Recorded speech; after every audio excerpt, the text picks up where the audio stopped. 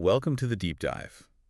Today, we're tackling this question of how we can build real unity in a world that often, highlights our differences. Right. You've sent us excerpts from this talk, Brothers and Sisters in Christ. Yeah.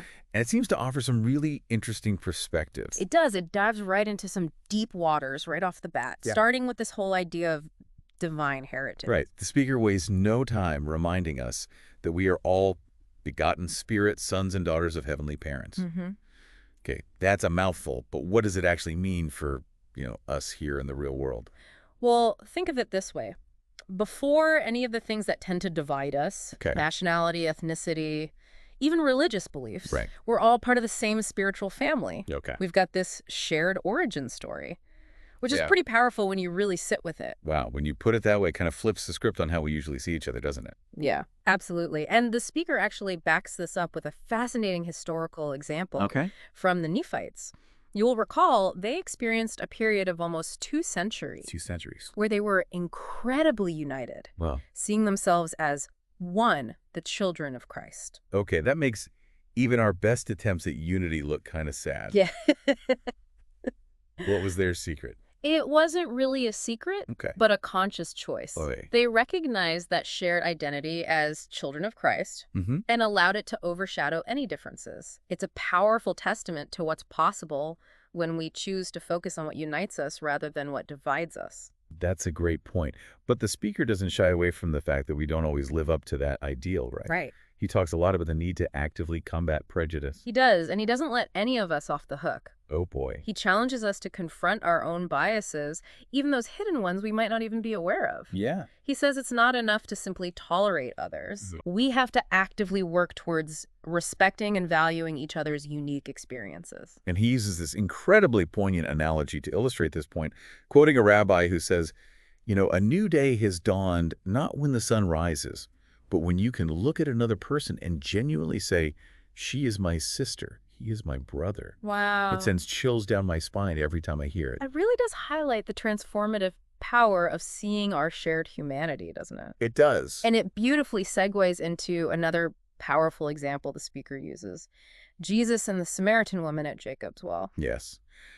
This story always gets me. Yeah. Here's Jesus reaching out to someone from a marginalized group, completely defying social norms. He sees past their differences, cultural, religious, everything.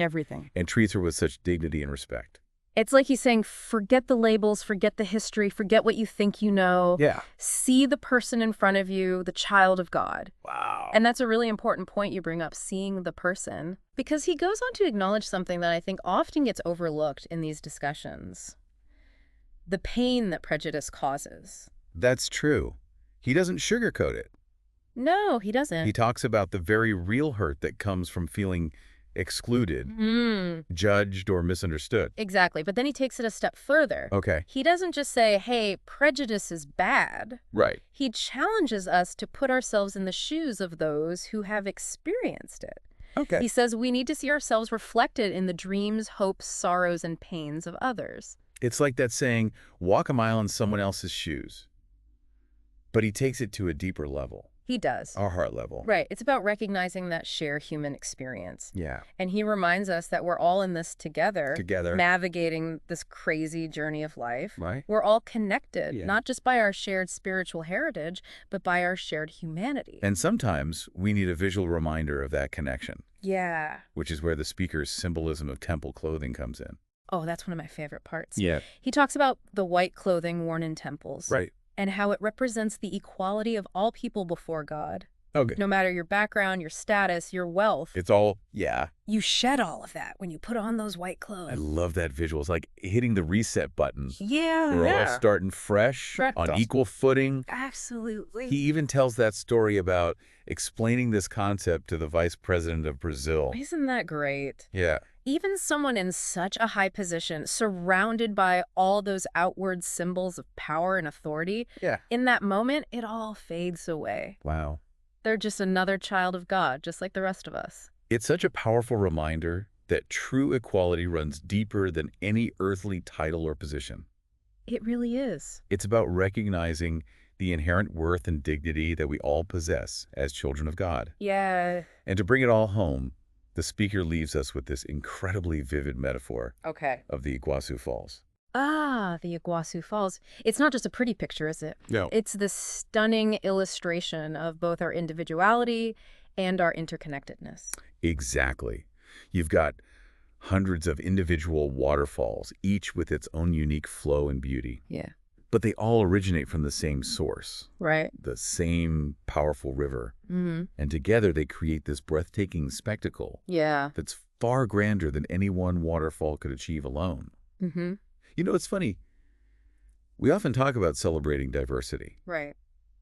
But this Iguazu Falls metaphor really drives home how our differences actually enhance our collective strength, don't they? It's a beautiful paradox, isn't it? Yeah. We're each unique. Yeah. Like those individual waterfalls, Right. shaped by our experiences and perspectives. Okay. But it's that very uniqueness that Yeah. adds to the richness and beauty of the whole. Right. Imagine if all the waterfalls looked exactly the same. Right. It wouldn't be nearly as spectacular. That's such a great point. It's like a tapestry. Oh. You know, all the different colors and textures are what make it interesting. Exactly.